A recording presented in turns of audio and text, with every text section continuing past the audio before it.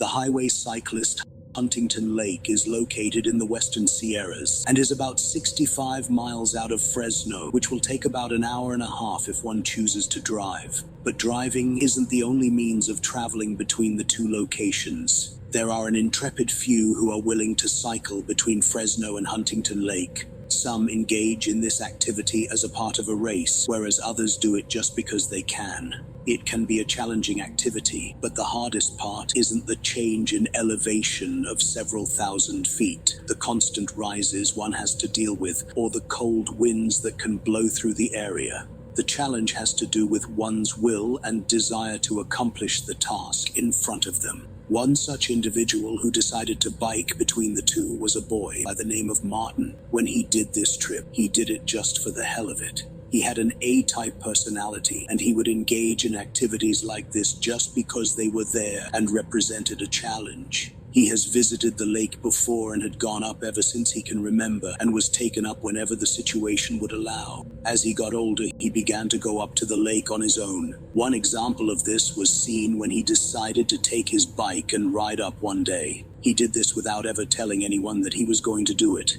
He just decided that he wanted to ride his bike to the lake. Upon arriving at the lake, Martin made his way to a cabin that belonged to a family friend. Arriving at the cabin, they of course took him in and fed him. As Martin was eating his meal, the cabin owner gave his mother a call to let her know that Martin made it up to the lake just fine. Well, of course, since she didn't know about the situation, his mother became furious when she heard the news. After getting off of the phone, she got into her car and made like a bat out of hell to the lake. But despite receiving his mother's wrath, this fact didn't deter Martin. When the opportunity would present itself, he will just do it again. In addition to this, he's just the type of person who is unable to stay still for too long. He's always in go mode. Eventually, as time went by, Martin's punishment came to an end, and he was once again allowed to bike up to the lake if he so wished, as long as he told his parents what he was doing. And when next summer came, that's exactly what he did. When he prepared to go up this time, he notified his parents what he was going to do and gave the people up at the lake a call so that they can expect his arrival. When Martin went on his previous trip, he timed himself so that he could know how long it would take him to reach his destination. With this trip, however, he decides to see if he can beat this previous time. But if he got a flat or if something mechanical broke, this would ruin his plans. He also wouldn't be able to easily call anyone to let them know what happened because this was the time before cell phones or the omnipresence of the internet. If something happened, he was essentially on his own. He understood this and prepared the best he could for this trip.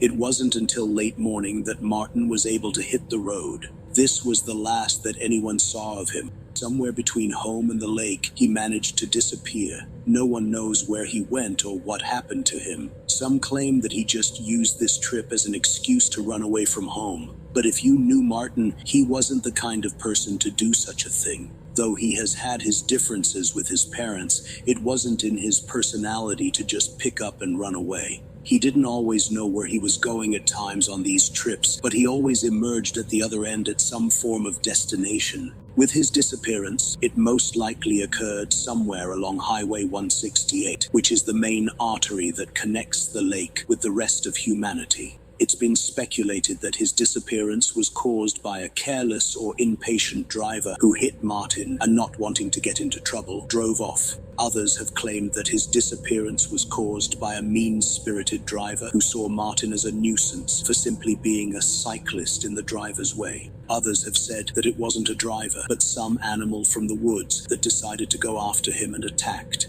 If this was done either out of hunger or anger, these people couldn't say, though it wasn't openly stated, but was at the back of some people's minds that Martin could have disappeared because of a simple misjudgment on Martin's part, resulting in him falling off a cliff or otherwise crashing due to a lack of concentration. There have even been some far-out explanations being made, stating that something supernatural came along and whisked him away without any trace. Whatever caused Martin to disappear that fateful day will always remain a mystery, resulting in plenty of different explanations as a means of trying to understand his disappearance. But like most things, when enough time has passed, interest in his disappearance began to wane. However, in recent times, Martin's story has begun to receive some new interest in life due to the occasional report of a spectral cyclist riding along parts of Highway 168. Among these reports, some of the witnesses gave physical descriptions of the cyclist,